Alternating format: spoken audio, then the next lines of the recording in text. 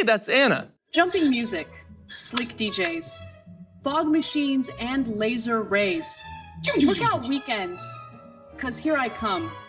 Because weekends were made for fun.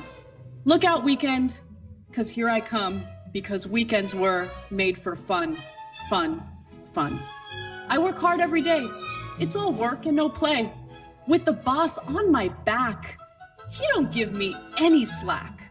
I sit down, I daydream of how my weekend's gonna be. Girl, I wish you would.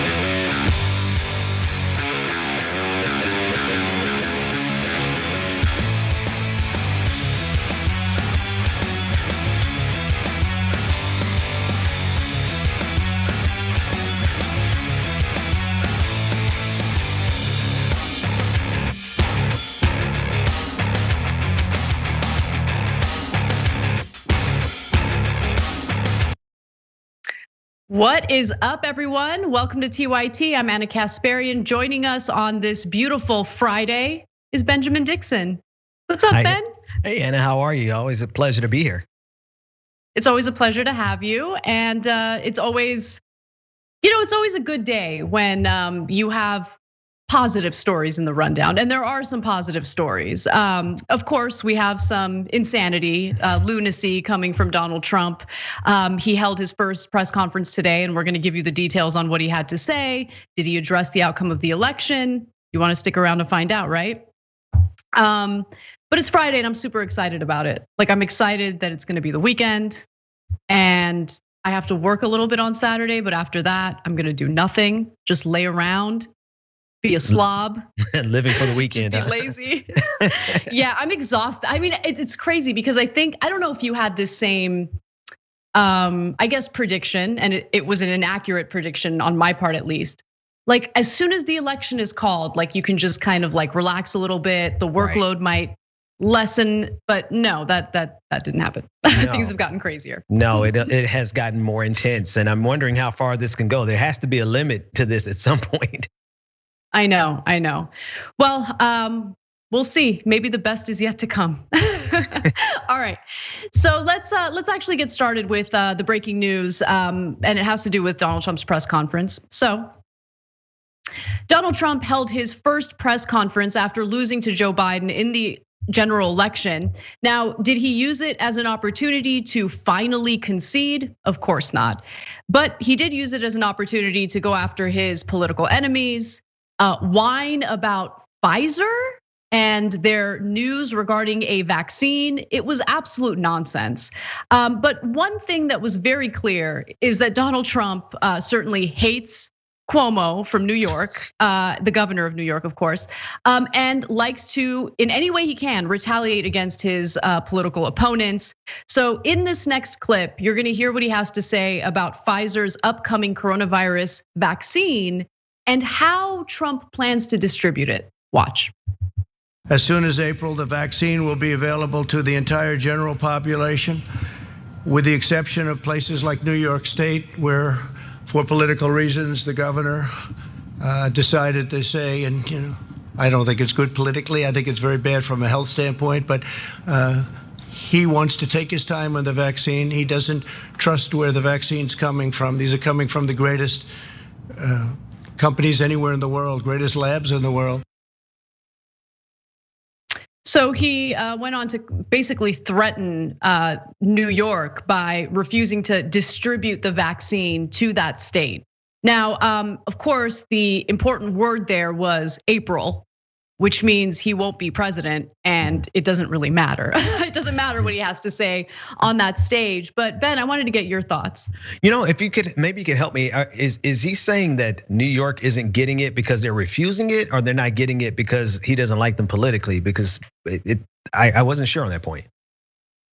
So I think what he was trying to do there was basically accuse Governor Cuomo of spreading fear and disinformation about the vaccine. And as a result, the federal government will not distribute the vaccine to that state. Now, the fact of the matter is Donald Trump politicized every single component of this pandemic. And people, I think understandably, were suspicious about the development of a vaccine because, as we know, Trump was trying to speed it up, get it through. Warp speed. And warp speed, exactly. And regardless of whether someone's a Democrat or Republican, obviously when it comes to vaccinations, you want to make sure it goes through the proper, protocol, the proper testing, the proper trials before you take it yourself. And so it's really Trump's fault that his own rhetoric led to widespread distrust toward vaccines or other methods of keeping people safe.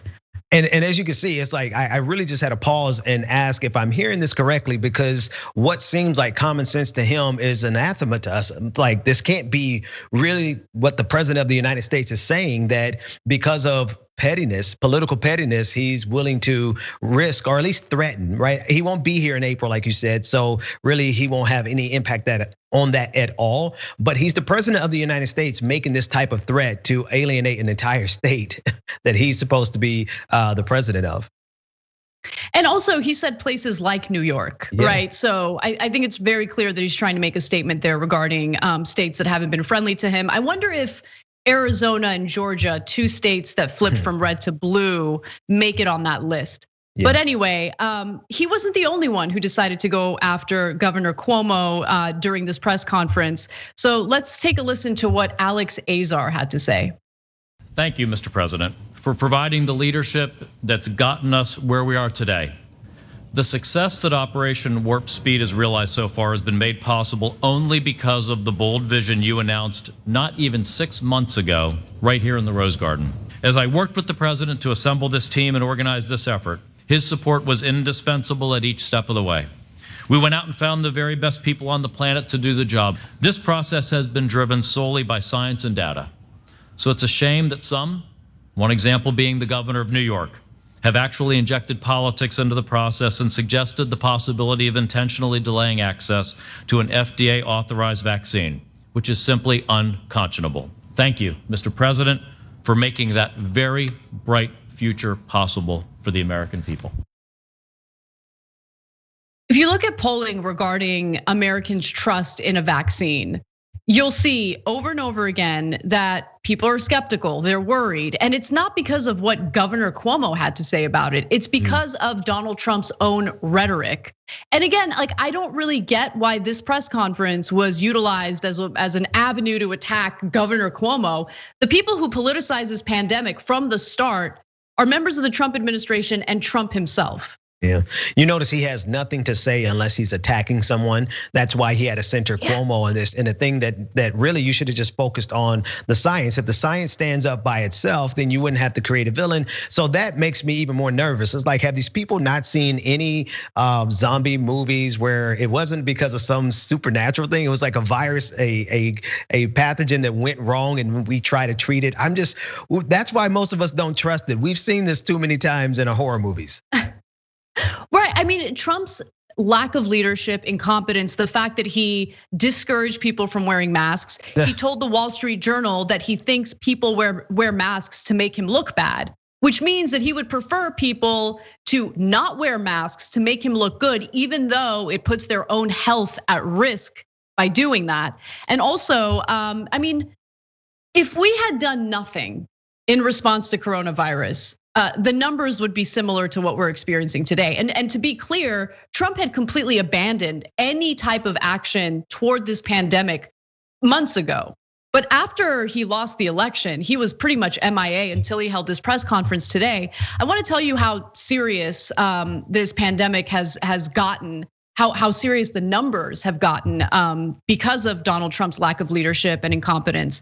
Over the past week, the United States coronavirus outbreak has worsened, with the nation reporting more than 150,000 new infections yesterday, according to data compiled by Johns Hopkins University. The 7-day average of daily new cases stands at 131,445. That's 32% higher than a week ago. So the country is in a lot of trouble as a result of how this administration has handled the pandemic. And anyone who's critical about their handling of the pandemic is right. And the fact that he's used this press conference to go after Governor Cuomo for criticizing Trump, I think is just absolutely ridiculous. It shows you the kind of person he is. But the good news is Donald Trump will not be in charge in April. The federal government has purchased many doses of the vaccine. They're going to be in charge of distributing it. And so it's important to know that the first in line to take the vaccine, of course, are going to be people who are the most vulnerable to the virus. So elderly people, individuals who have other pre-existing health conditions that put them at greater risk if they contract the virus. Children are last in line. So it's gonna really be put out by a needs basis, and I think that's the right way to do it. Yeah, and actually that works out for me because my kids, if they're gonna go last, then we have to sit back and watch how everyone else reacts to it. So if we have an I am legend moment with Will Smith, at least me and my kids and all of us who are not in those politicians are gonna get it first. I hate to think of vulnerable communities getting it first. I wanna see these politicians get it just in case it goes south. Oh, that's interesting. Well, okay, here's some more good news about the Pfizer vaccine. The pharmaceutical company was not part of Operation Warp Speed. And that honestly puts my mind at ease. Yeah, and so it is actually going through the necessary clinical trials. And so that's good news. Don't let Donald Trump's political messaging, sway you in the wrong direction. Obviously, read up on the vaccine. We'll do more reporting on it as we learn more. But so far, from what I'm seeing, they are going through the appropriate testing to ensure that it's approved and safe for widespread use. So, all right. With that said, let's get back to the outcome of the election because more ballots have been counted, and it looks like Trump has lost 2 more states. So. President-elect Joe Biden has won the state of Georgia and also flipped Arizona. Now, Georgia and Arizona have been red states for decades. However, they decided to vote for Biden in this general election. He's the first Democrat to flip the states from red to blue in decades. CNBC reports that Biden's victory, the first for a Democratic presidential contender in Georgia since 1992, further secures a big lead in the Electoral College over President Donald Trump. Biden's victory would give him 16 more Electoral College votes and further solidify an already large lead over Donald Trump in both the Electoral College and popular vote tallies. So what's the number? Well, Biden has secured 306 Electoral College votes compared with 232 such votes for Trump under current projections. And I'm just gonna go to the very last graphic in this segment just to make a point about the hypocritical messaging from Trump loyalists. Kellyanne Conway back in 2016 had a reaction to 306 electoral votes that Donald Trump secured. She said 306, landslide, blowout, historic. I've yet to see a similar tweet regarding Joe Biden and this election. They have a wonderful way of only caring about something when it benefits them and completely disregarding when it doesn't benefit them. So of course, that's the programming of Republicans. They will never call what Donald Trump just suffered a blowout, but in every way measurable that they consider, it was a blowout. Yeah, I mean, it is kind of incredible to see these states flip from red to blue. I mean, I don't think that that's indicative of how these states are going to vote in the future. So we shouldn't just pretend as though things are completely different in those states. They still have a pretty giant right-wing electorate there. Now, in Georgia, to make my point, Biden won by a very slim margin, about 14,000 votes. So as a result, the Secretary of State in Georgia has committed to do a recount. The recount will be done by hand, and we'll see what the results of that recount will be. But my guess is it will not change the results of the election in the state of Georgia. Also, Trump's efforts were dealt a serious blow when his campaign dropped a challenge of ballots in Arizona. Some good news. Saw a judge refuse to delay the certification of ballots in Detroit, and learned that Pennsylvania will not order a recount of ballots. And so Trump's in a lot of trouble if he thinks that he can try to flip the results of this election. His lawyers have abandoned him. He's dropping this lawsuit in Arizona. And even during his press conference today, he almost conceded. He did so in the context of the pandemic and whether or not the country is going to undergo more lockdowns. Let's watch. Ideally, we won't go to a lockdown. I will not go. This administration will not be going to a lockdown. Hopefully, the whatever happens in the future, who knows which administration it will be? I guess time will tell. But I can tell you, this administration will not go to a lockdown. There won't be necessity. Lockdowns cost lives, and they cost a lot of problems. He knows. We heard it. We heard it. And it's moments like that that makes me really pause and say, like, okay, Donald Trump is not the complete moron that we think he is. He knew how to pivot fast enough to not make that confession to the entire international community that he knows that this is over. So he's really smart at being shrewd and really smart at distorting and really in telling lies. That's his master. That's what he masters in. Yeah, I mean, look, I think that he sees challenging the outcome of the election as an opportunity to raise money at this point. Yeah. And what's really pathetic is that this grift essentially, like he's a swindler. Like he's swindling his own supporters through all of these emails asking for money to challenge the results of the election in various states. And people are donating money thinking that he's actually gonna use it for these court battles, when in reality, if you read the fine print, the majority of that money actually goes toward legal settlements he might have to deal with, campaign debt, his own political action committee, which he could use for future political aspirations. There's a lot of talk of him running again in 2024.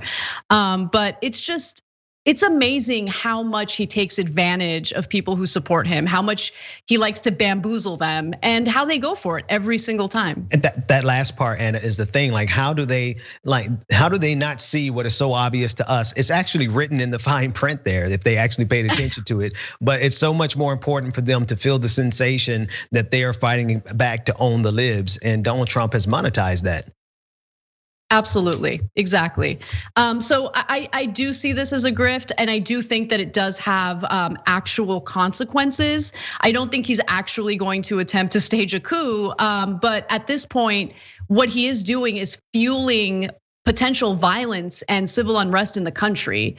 And I should also note that all of these like phony legal battles that he's engaging in, we pay for that. I mean, taxpayer money goes to, our resources go toward these ridiculous, frivolous lawsuits. And so there is a price to pay, there is a cost to that. But I think that he's pretty clear on what the outcome of the election is. I think he's already accepted it in his head. He's kind of given up on himself. He stopped dyeing his hair. He's very depressed. I assume. That video, man, he's hanging in there, I guess. People were really thinking that he didn't age the normal amount that presidents age, right? Those first 4 years always adds at least 12 years in president years. And he was dyeing his hair and he was tanning his face with whatever spray tan he uses. And everyone thought, oh, he didn't really age, but here we are. There he is with his crystal clear white hair for America to see. Yeah. It's quite a sight to see. All right, well, why don't we take our first break? And when we come back, we have more news on the coronavirus and more. Stick around, you don't wanna miss it. We'll see you in just a few minutes.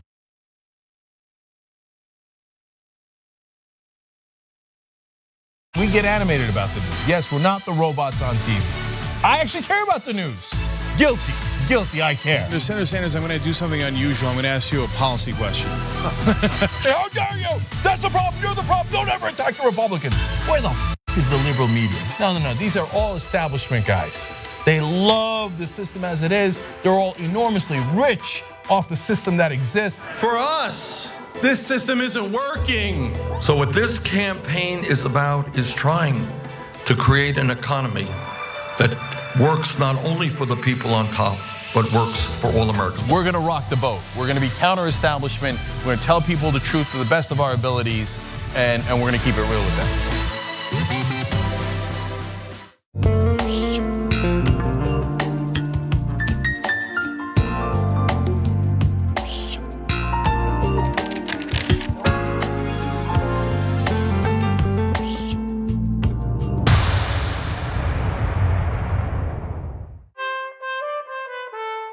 It's winter, and it's cold this time of year, isn't it?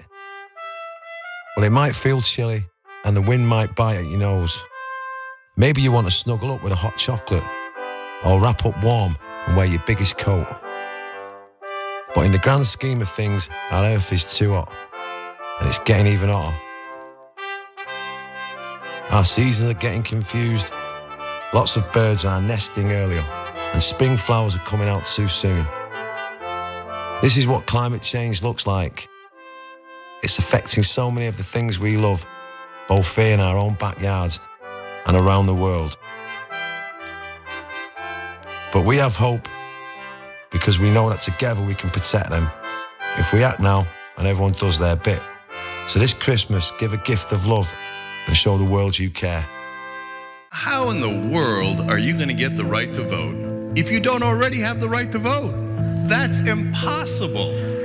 Reason they tell you things are impossible is because they don't want you to try.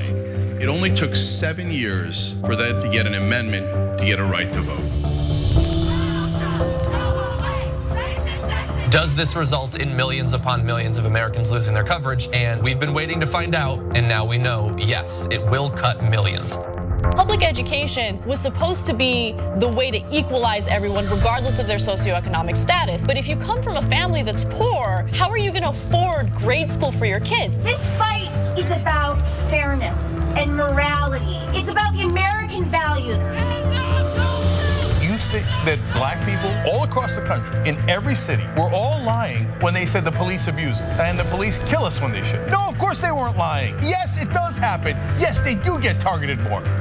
Why are we going to put immigrants in prison for 5 years, which American taxpayers have to pay for, if we're so concerned with immigrants using up our so-called resources? We're gonna do both. We're gonna fight Trump and we're gonna fight the establishment. It's not that hard.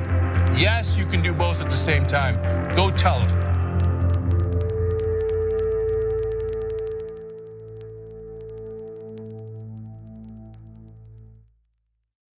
ShopTYT.com has new shirts like this one. And you're thinking, Cenk, what is that one? I can't see it other than the black. Yes, so I'll show it to you.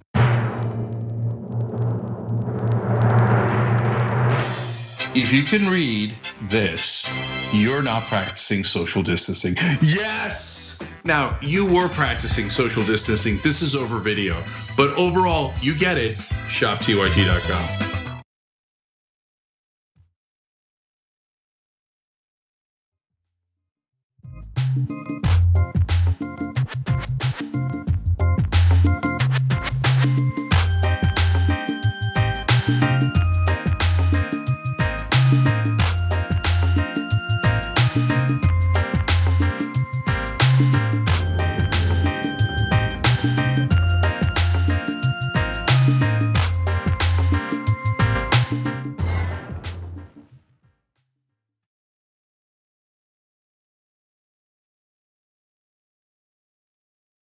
Hey everyone, welcome back to TYT. Anna and Ben with you. I'm gonna read a few TYT lives. So Zappa fan had a really good point, and I apologize one clarification I need to make. So the first people who have access to the vaccine, of course, are gonna be first responders and healthcare workers. I apologize for that mistake. I said vulnerable people like elderly and people who have pre-existing conditions would get it first. They would get it second, but healthcare workers understandably would get it first since they're on the front lines. And Steve Matrice says the Pfizer vaccine is nowhere near FDA approval. It's getting EUA, emergency use authorization like hydroxychloroquine before we learned that it was increasing mortality. True, but in terms of being widely available to the general public, it is going through the necessary tests, which is why we're not likely to have access to it until April. But if that changes, I'll let you know. And if you have more information that you want me to know about, please let me know. Okay, with that said, let me mention that you have the opportunity to plant trees, and it's super easy to do it. All you need to do to find out more about this is go to tyt.com/trees. Plant your trees or plant your change will automatically round up every purchase you make on any card you have to the nearest dollar and plant a tree with your spare change. Also, some happy news today. Kelly from Texas, who's a huge supporter of the show and has really helped with our fundraising efforts, is celebrating her birthday today. So thank you, Kelly, for all of your support. We absolutely love and appreciate you and couldn't imagine being able to do what we do without you. So happy birthday to Kelly. Kelly from Texas. All right, and then a few other messages. So from our members comment, LMG15 says, Anna, Ben, and positive stories in the rundown. We haven't really gotten to them yet, but there are some. Great way to end the week. Mondo Libre says, Trump is so done and he knows it. Reeking of desperation, I pity the fool. Rainbow Bright says, I'm not taking this vaccine until all of Congress takes it, and even then I'll be skeptical. Understood, and I get it, I totally get it. So we'll see how it all plays out, but hopefully it's a good vaccine because this country clearly has no interest in shutting things down to keep people safe. Trump obviously doesn't want to do it, and Biden has pretty much made clear that he would like to avoid it. So we'll see how it all plays out. Well, speaking of coronavirus, there are many members of the Secret Service who are now dealing with it. More than 130 Secret Service officers have been infected with coronavirus or have to quarantine in the wake of Donald Trump's campaign travel. So this report is pretty devastating because that accounts for a pretty significant portion of the Secret Service officers. The spread of the coronavirus, which has sidelined roughly 10% of the agency's core security team, is believed to be partly linked to a series of campaign rallies that Trump held in the weeks before the November 3rd election. And as we know, he insisted on holding in-person campaign events. And in the last few days, the last 2 days of his campaigning, he made 5 different stops. He made 1 stop in North Carolina, 1 stop in Pennsylvania, 2 stops in Michigan, and 1 stop in Wisconsin. So, we've seen videos of the events where people are in close proximity to one another. They're not wearing masks. And so at this point, it's pretty unsurprising that those events have led to the spread of the virus among Secret Service officers. Now, one thing that actually has been getting my attention, Ben, is how Jake Tapper has been covering coronavirus. He's gotten saltier and saltier toward Donald Trump, and it's really fascinating to see it. Why don't we watch the next video? How is it not a dereliction of duty? The president, this is going on right now. It's getting worse. It was all predicted. Everybody's been sounding the alarm. President Trump has not announced any sort of revamping of testing, revamping of steps needed to be taken, contact tracing. What should he be doing right now?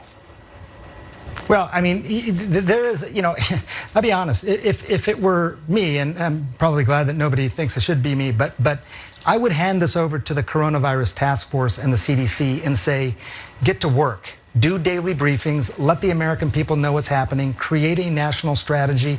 Nobody likes to hear the term lockdown, but there are some places that are spiraling out of control right now. So that's just a little taste of how Jake Tapper has been covering coronavirus lately. And I definitely understand his frustration. I've been feeling it. But usually CNN tries to be a little milquetoast in the way they cover things. So I love watching him like realize just how incompetent Trump really is. Yeah, CNN has gotten to the place where they're like, we're going to call Donald Trump what he is, in those segments. When listening to them saying about how we may be forced into a lockdown because some places are spiraling. That's like the entirety of the United States is spiraling out of control. It's because we made literally no effort to do anything about it beyond the initial quasi lockdown. But Donald Trump has this recklessness about him, and if we want to understand how he is being reckless with America, look at how reckless he's being with his own life. Right now, he probably has a Secret Service detail of people who are still nervous because all of his people who would cover him and they have the confidence and the skill set, those people at the top of the line, they're probably sick with COVID-19. Donald Trump is putting his own life at risk because of his ignorance. So if he's going to destroy himself, what do you think he'll do to this country?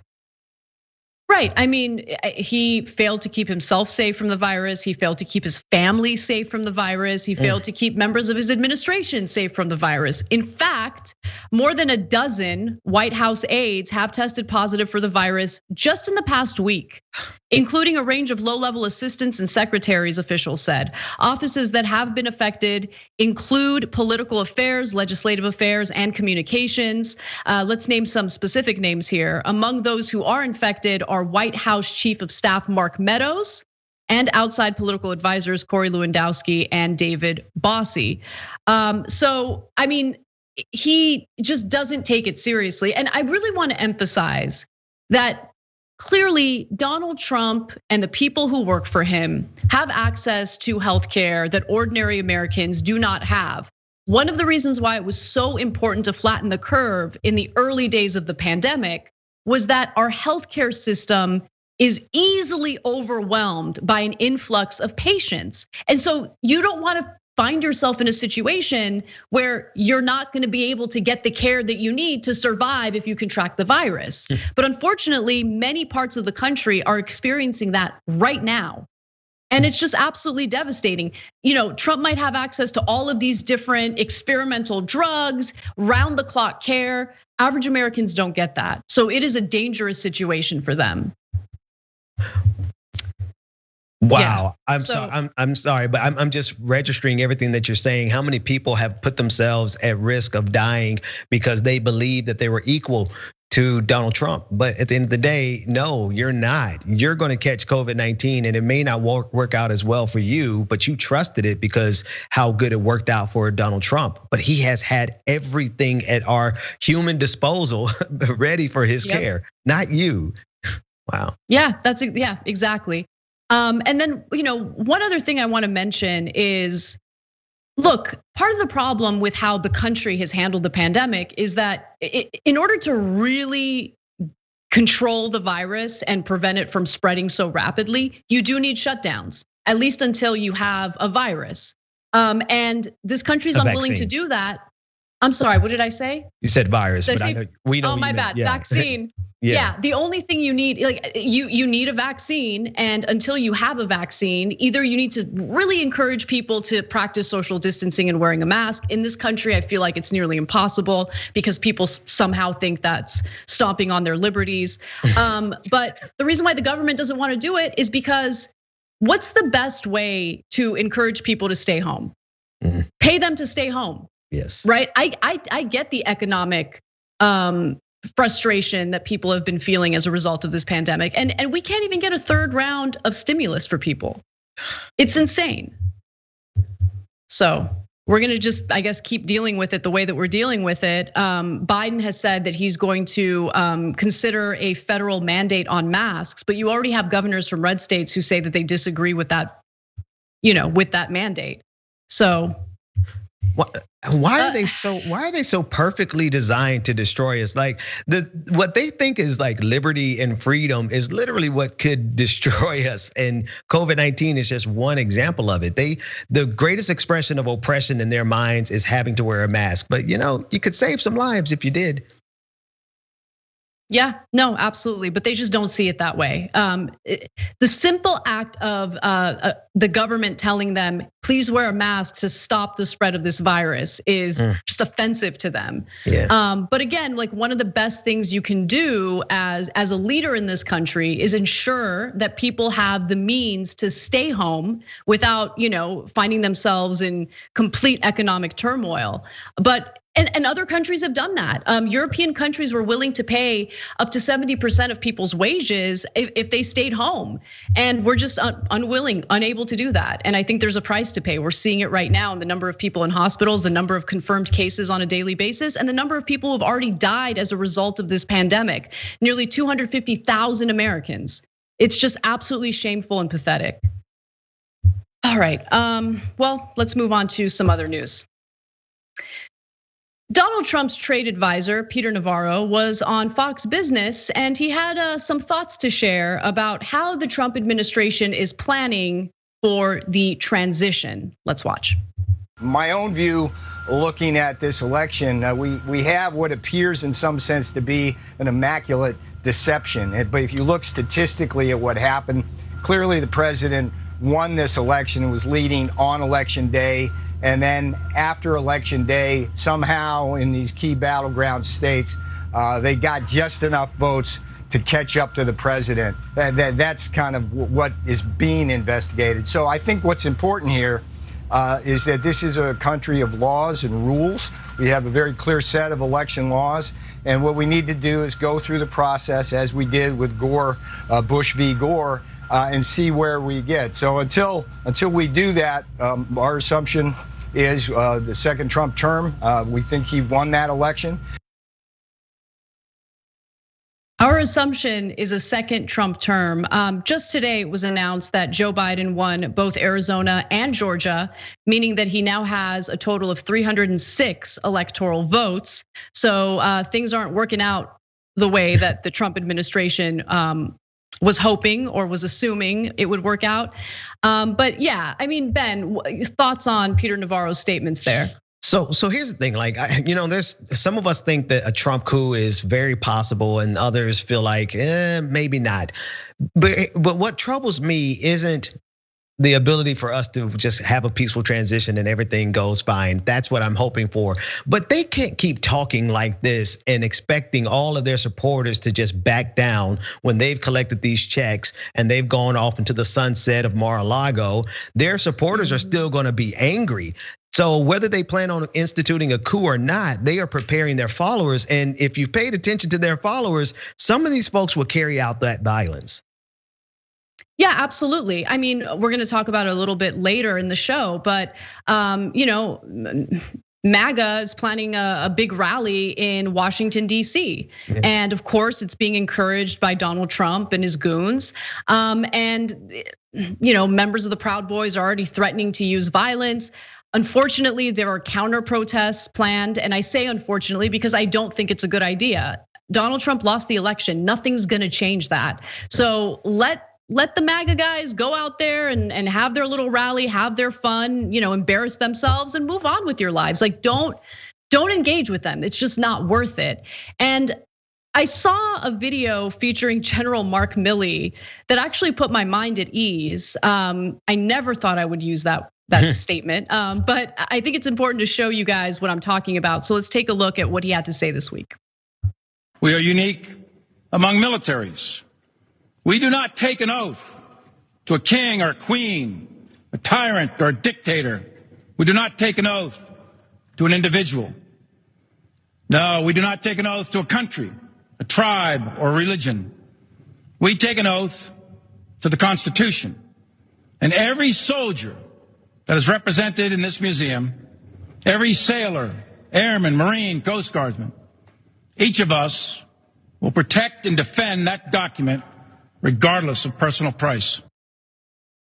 I love that. Yeah, that was strong. It was simultaneously intense but reassuring. Like he spoke with some authority. I was like, okay, I feel you, man. But what's reassuring is that they understand the score, right? He's not going to come out right directly and say he understands that there's a looming possibility of an attempted coup. But we didn't pledge our allegiance to Donald Trump. We did. We gave our oath to the Constitution. Now, the real question is when this comes down to theory versus practice. In theory, it's easy to say that we're going to protect the Constitution, not our commander in chief. But when he starts firing people as a result of you not obeying his instructions, the question is will you actually carry out that principle when the pressure is on? Yeah, one thing that I haven't really seen detailed reporting on is how this could play out if Trump refuses to leave, right? Like what happens? I mean, it is unprecedented.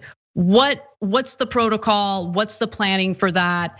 Already we're having issues with the transition because Donald Trump refuses to allow Joe Biden to get intel briefings, which is again one of the first things that starts to happen as soon as the general election is called. But how long is he going to play this game where he pretends like he doesn't accept the outcome of the election? How long is he going to do it? I think it's part of his grift. I think he's using this as a way of raising money for his legal fees and debts and all that stuff. But January 20th is going to be here before we know it, and I'm just curious what kind of planning is taking place to ensure that he's out of the White House. Like, bye, go away. And here's some more, I guess, good news regarding how people in his circle are handling the reality of this election. The editorial page of conservative mega donor Sheldon Adelson's Las Vegas Review Journal urged Trump to drop his conspiratorial rhetoric and begin cooperating with Biden's transition while the legal challenges play out. And some Republican senators are demanding that the White House extend intelligence briefings to Biden and his team.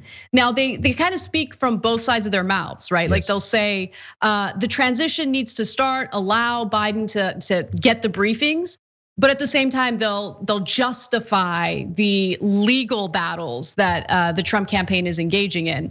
But I don't see those legal battles lasting very long. The Trump campaign did just drop their lawsuit in Arizona. Some of Trump's lawyers representing his case against Pennsylvania have dropped him. So sure, go ahead with your legal battles if you want, but he hasn't really won any of them.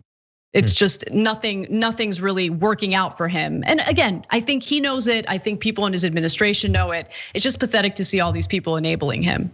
Yeah, because if they continue to enable him, the real question is like what happens when you have enabled him to the point where he actually tries this? Right? Instead of just condemning it outright from the beginning and never giving him an inch on this possible, even if it's a remote possibility, but there's a possibility of him destroying this country. You guys can't sit around talking out both sides of your neck. Condemn it and tell him to get out of office. Yep. I totally agree. All right, well, we got to take a break. When we come back, we have more news for you, including some information on that rally that's going to take place in DC over the weekend. It could lead to some serious violence. I'm going to discourage you guys from being involved in it. So come back and we'll give you that story and more.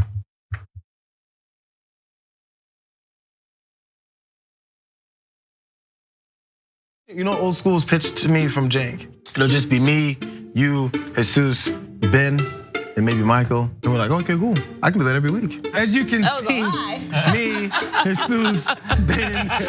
When you make the order, it says, don't exceed $20.01. So I'll just order literally anything to get it as close to that as I possibly can. I'm sorry that I ordered $45 worth of food and got an email saying, sir, would you like to rethink that? What are you talking about? I was in hell. I was just like, oh my God, the theater's empty, nobody's here. Everyone on screen keeps fucking cursing. Why did I let this happen? And the whole thing looks like it was shot through a glass of milk. My mom's gonna be so mad. If you're looking for a heart attack, the short way, baby. Wrong. I did put mayonnaise on it. I'm the most in shape, overweight person you'll find. That's right. He was like, why didn't you answer my call? I called you 39 times. Yuck. But what makes you stop right before 40? What makes you say, nah, man, I ain't doing that no more. I'm cool. And I called you back on the air. And I was like, okay, Kevin Smith, big shot. What the you said you'd come on and you didn't come on. I'm sure I took that very well. Yeah, you did. You called me back the next day and said, I thought it was 7 a.m. There's now deep fake porn. I don't know if you guys have heard of this. I heard of it. I just had some in the car. I'll tell you who I'm not Ben Mankiewicz. Have you guys ever felt that? Not ever. And now it's just the three of us. This is the intimate hour. By the way, the last half hour of this, we're not even rolling. Fair enough. Hey, man. Kingsley. See, I watch movies. I'm done with both of you. Once Greg starts laughing, I can't stop. And I was just gonna ask you about getting high. Snoogans, Snoochie Boochies, and members, of course, you can get the whole damn thing. TYT.com, join and free trial. I'm old school with the old folks. Good. John, come back. Electric cars are awesome, but they aren't the best tool for every job. You can't park them on the edge of the sidewalk while you run into the store for a few things. On top of that, an electric car is just financially out of reach for many people. That's where Zoom electric scooters come in. When I say electric scooter, I'm talking about small motorcycles with space in front of you to put your feet. The Zoom scooter has a range of 60 miles, offers a smooth ride up to 40 miles per hour, and can be charged from any electrical outlet. Start saving on gas while reducing your carbon footprint. To find out more, go to tyt.com/Zoom. Enter the code TYT50 to get an additional discount. I'm Brett. I would like to refer to this segment as the Do I Still Have This Talent show. So I want to see if I can play harmonica without my hands.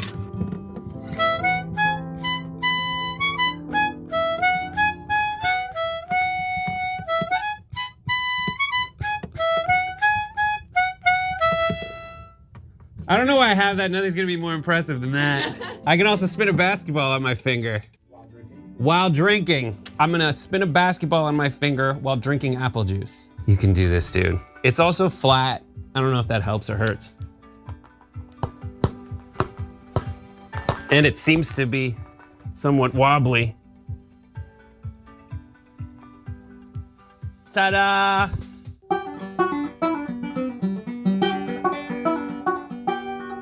Nope, I don't know how to do this one. This one's a fail. Nope. Oh God, I'm so mad. Our community faces a never-before-seen public health and economic crisis. Businesses are calling Levin Papantonio with their legal questions regarding COVID-19. You've asked and we've answered. If you're a business owner and have suffered financial loss or closure from COVID-19 and have questions regarding your insurance policy, call us for a free consultation. Some policies may provide coverage for lost profits and earnings. Stay safe, and together we'll get through this.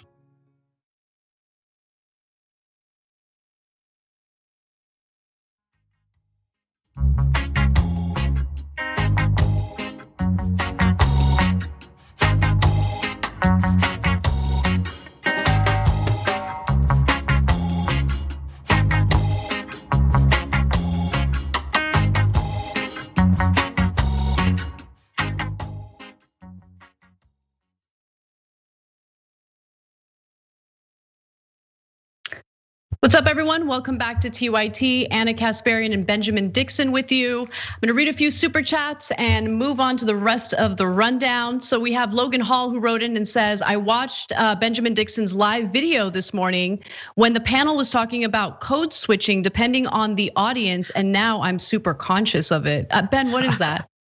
It's just that, we speak a different language depending on the audience that we're in front of. And it's just code switching, like what I would say. I guess I'm wondering if he's conscious of the fact that I might be doing a little code switching here versus what I do. No, don't do any code switching. Be you. That's why we bring you on. We love you. No, I know, but I'm self-conscious though. I wonder if he thinks I'm code switching because I'm really just being myself at all points. They're all authentically us.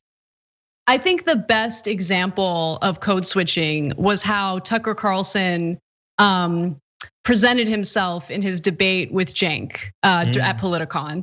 Like all of a sudden he's like this friendly, agreeable, nice guy. And I'm like, I see right through it. I see right through it. Thomas Johnson gave a generous super chat. And I'm gonna go ahead and read your comment. You say Bernie would not have won any state Biden lost. Biden crushed him in the Florida primary. Okay, with Cubans and Venezuelans. People might get offended at me saying this, but I don't care. Stop trying to appeal to Cubans and Venezuelans in Florida. You're not, as a Democrat, it's not gonna happen. They think you're a socialist no matter how moderate you are. So let's stop trying to appeal to Cubans and Venezuelans. Cubans in Florida right now, and I know because I have family members who are Cuban, think that the election was stolen from Donald Trump. Like, you're not gonna get them, guys. Like, let's move on, okay? Let's wait for the younger generation of Cubans to grow up and be able to vote because they're a little more, I guess, open-minded and reasonable with their political views. Yeah, I said it. The comment continues. I can see Bernie doing a lot better with Mexican Americans in Texas, true, than Biden, but can't see him holding the margins in southern suburbia. Dems need to win Texas, North Carolina, and Georgia. Yeah, I think Bernie might have had a better chance with Texas. Definitely not North Carolina, and maybe not even Georgia. I don't know. I think would have done just as good in Georgia, only because of what gave Joe Biden the competitive edge was an overwhelming group of young people, young progressives, 18 to 29, especially young black progressives, 18 to 29. So the group that actually put Joe Biden over the top is a group that I think would have came out energetically for Bernie Sanders. Yeah. I mean, it would be interesting to see it. What I do know is that Bernie has a message that resonates across the board, and it's a message of economic justice. And he actually had a message. Like, I'm glad Biden won over Trump, but Biden's message was decency. And to be quite honest with you, like, most people aren't interested in decency right now. They're interested in being able to provide for their families. But anyway, all right, well, let's talk a little bit about this rally over the weekend. Extremist Trump supporting groups are planning a march in DC over the weekend to protest the reality of the election. Donald Trump lost, Joe Biden won. Joe Biden has 306 electoral votes. It's over, put a fork in him, Trump's done. But anyway, they're gonna go ahead and have their collective temper tantrum in DC, and let me give you some details about it. The rallies, which include a Women for Trump event, a Million MAGA march, and a Stop the Steal demonstration, which of course falsely asserts that voter fraud cost Trump the election, will begin Saturday morning in and around Freedom Plaza. So this rally, it is being promoted by conservatives and Trump himself, and also all sorts of right-wing figures who have caused trouble in the past. So the pro-Trump rallies have garnered support from Fox News host Sean Hannity, as well as more fringe figures, including Enrique Tarrio, who's the chairman of the Proud Boys, self-described American nationalist and social media agitator Nicholas Fuentes, conservative provocateur Jack Posobiec, who promoted the Pizzagate conspiracy theory, lots of classy people here, and then a bunch of other weirdos, including Alex Jones. I don't need to read the whole graphic, you guys get the picture. So I have more details on this, but Ben, do you have any worries about this rally over the weekend? Just that they're a bunch of small little men who are going to try to prove that they're not small little men. So that actually gives us a real possibility of violence. Yeah, that's really my concern as well. I mean, their rally isn't going to change anything. The election results are what they are. And maybe this is like their way of feeling better by getting together and moaning and whining about it. I don't know. But the thing that I am worried about, and if you happen to be one of the people who plan on showing up to counter protest, why? Don't. I mean, I'm a big fan of political action. I'm usually a huge supporter of protests. People's right to assemble. So it's not like I have like some sort of ideological issue with it. But my problem is it will lead to violence. The right absolutely loves and thrives on violence. So why show up? I mean, Biden won the election. It's pretty clear that Trump's not gonna be able to steal it, right? And so how about stay home, take a load off, turn the TV on, have a beer and laugh at them. That's what I'm gonna do, enjoy yourselves. Like, what? Anyway, but there are some planned protests. Let me give you some examples. Refuse Fascism said it'll hold a rally at Freedom Plaza 30 minutes before the Million MAGA march and hopes to block the pro-Trump rally from taking place. Don't do that. Just don't do that. Why? I think it's so unnecessary. Lucia Bright says, we're gathering nonviolently. We're not intending to engage them. We want to overwhelm them with our numbers. If they attack us, that is not out of the realm of possibilities of what they do. Okay, then why go? I really don't understand what the point of showing up to counter protest is. Maybe I'm being fair. I mean, no, I think you're looking at it pretty soberly. I guess maybe they feel like they have a responsibility to stand up to these fascists wherever they show up, whatever it costs, and just make sure that you actually add up those costs, though. Make sure you think this through. Yeah, think it through. And we had our opportunity to stand up to Trump, and that happened on election day. And the American people have spoken. So I just keep enjoying where we're at this point, where we know that he'll be out of office in January, and we can, start holding Biden accountable, which I'm looking forward to. But yeah, so that's what's happening over the weekend. Anyone who's planning on going, please stay safe. Please do not engage with anyone on the right. It's just not worth it. So Ben, you have a story to share with us. Yeah, so Senate Republicans are outright telling Joe Biden that he better not even think of bringing on Elizabeth Warren, Susan Rice, or Bernie Sanders. Now, to me, this is the same game that Republicans play all the time. It's the same game that Lucy plays on Charlie Brown, saying that basically, if you try this time, Charlie Brown, Joe Biden, we will actually give you bipartisanship. We'll let you kick the football. But as we all know, that never, ever happens. Let me read a few quotes from thehill.com as they cover the story.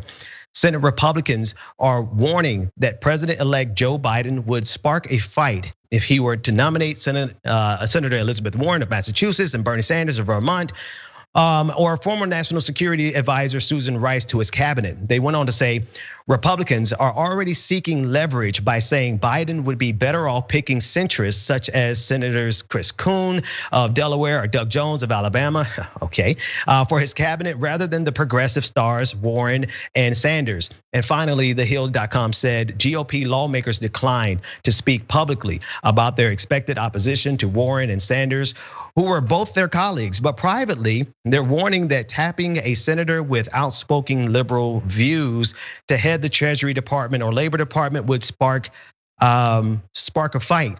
So Anna, my question is, do you think Democrats actually believe this time, that they're going to actually get some bipartisanship? Because the threat sounds like they're telling Democrats that if you agree to not hire any of these super scary socialists, like terrifying people like Elizabeth Warren, then we agree that we will work with you on other picks.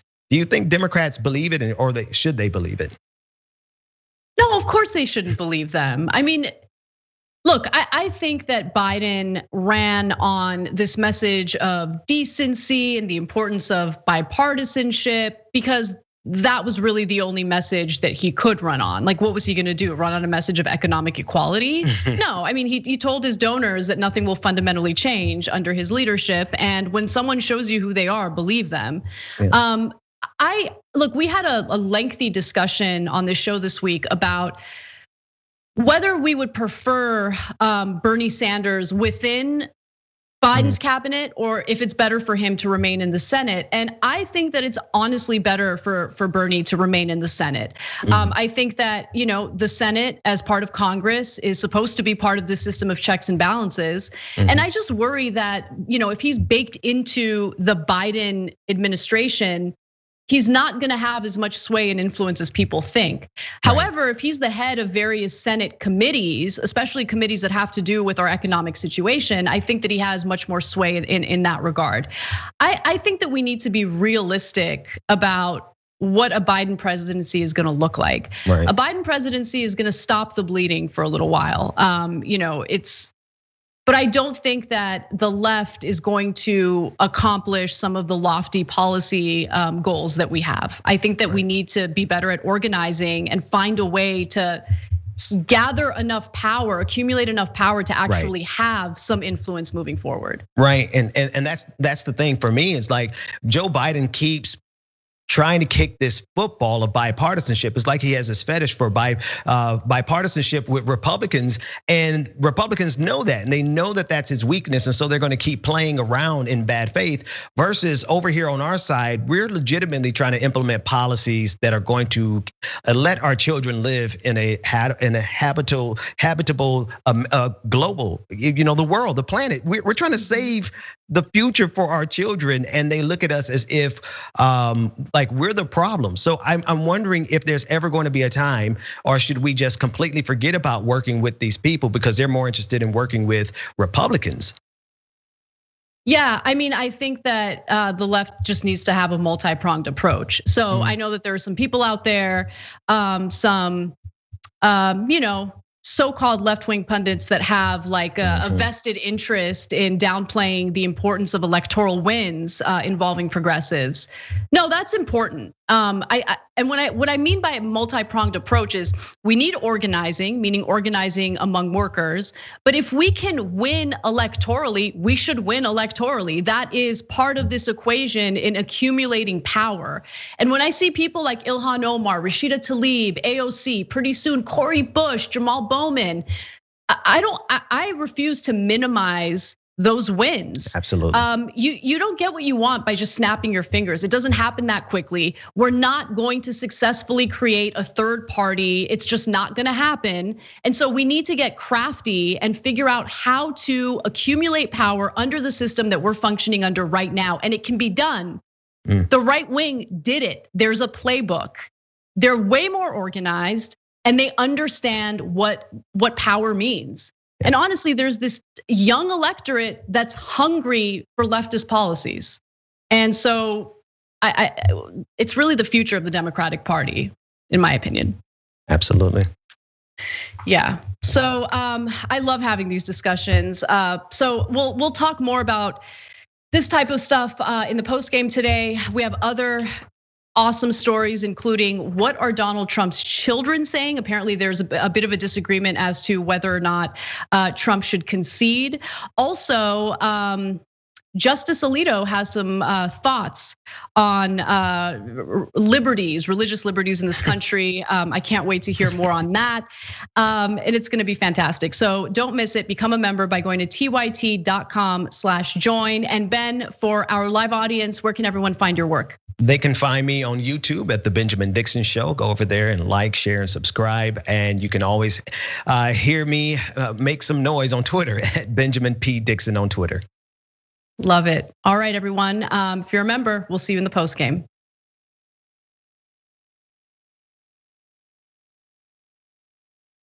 We get animated about the news. Yes, we're not the robots on TV. I actually care about the news. Guilty, I care. Senator Sanders, I'm going to do something unusual. I'm going to ask you a policy question.